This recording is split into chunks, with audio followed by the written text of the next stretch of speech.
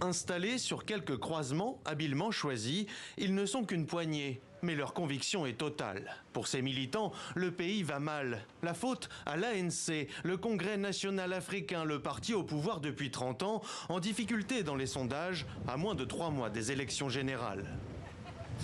L'ensemble des infrastructures économiques du pays est en train de s'effondrer et il vaut mieux gérer les choses à petite échelle plutôt qu'à grande échelle. Pour moi, tout commence au niveau de la famille et des familles du Cap occidental. Il faut prendre soin de sa propre communauté, la construire avant d'aller plus loin.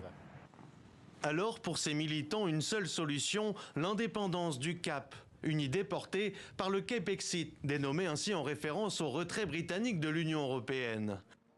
Le système lui-même ne fonctionne pas.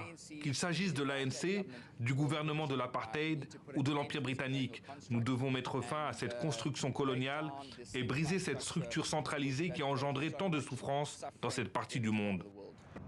Mais cette province du Cap est marquée par un profil démographique particulier. Les métis sont majoritaires et les blancs surreprésentés par rapport au reste du pays. Ces dernières années, de nombreuses familles aisées ont quitté Johannesburg pour s'y installer.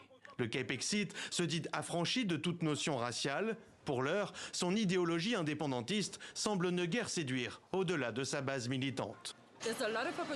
Il y a beaucoup d'opportunités au Cap et il y a des jeunes Sud-Africains qui viennent de milieux différents, de provinces différentes, qui ne peuvent pas profiter de ces opportunités. Ça n'a aucun sens. C'était censé être une seule et même nation, la nation arc-en-ciel. Je ne vois donc pas l'intérêt de séparer le Cap occidental pour qu'il fasse ses propres affaires. Ça n'a pas de sens.